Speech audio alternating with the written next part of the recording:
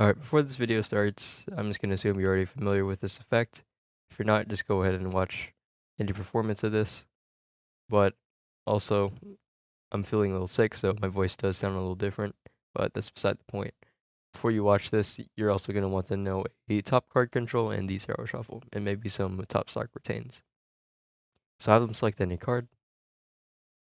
I'm going to control this to the top, and you can use any method that you're comfortable with. I'm just going to simply use a pass.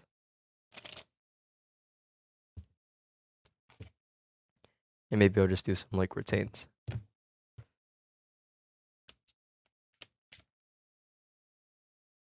So now that I'm in this position, in my performance of the Triumph effect, I basically took a drink out of something that looked a little questionable and I pretended to act a little drunk after the performance, but you don't need to do that if that doesn't fly with you.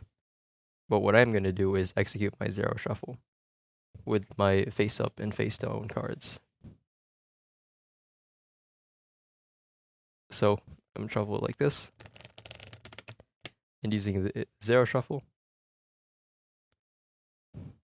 it's going to look something like this. You have a block of face up and face down cards, and on top of the face down cards, you have the selected card. And now what I'm going to do what's called a Daryl's display. I'm going to cut the deck around the middle so that I'll end up on a face down card. And I'm also going to cut both piles in about a half, place them on the top, and do it once more. Place it in the middle. And this just adds some extra conviction that it really is face up and face down. And to bring it back, just do the same thing, but in a reverse sequence. And you're still in the exact same position before. And for this next sequence, you're going to want to find the point at which the top cards or the bottom card and this pile are the same, are both face down. It might take you a couple attempts, but usually there's going to be like a bit of a natural break. And if you cut around the middle by the ends, you'll get it eventually. And don't worry if you don't get it the first time, because in a generally mixed up, face down shuffle, you'll still get sometimes, when you cut, you'll still sometimes get it like this, like the same way in a normal deck. But anyways, you're just going to want to find the point at which these two cards are both face down. And what I like to say to the spectator is, you'll notice that the top and the bottom cards are facing opposite directions. And what I've secretly done is I've cut the cards so that all the cards are face up except for their card.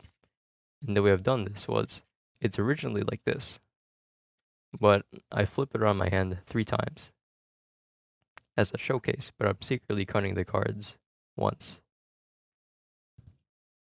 So again, I'm going like this, displaying the deck to the spectator, but I'm actually cutting the cards by some very simple motions. I'm just going to replace the deck, the half on top of the other pile. And I'm going to place the entire deck in here, back in the card case. And I'd like to ask the spectator to give it a bit of a shake, then turn it over. And before this happens, the magic was already done, but this just provides some added, it makes them kind of think that the magic happened in the card case, even though that could not have happened.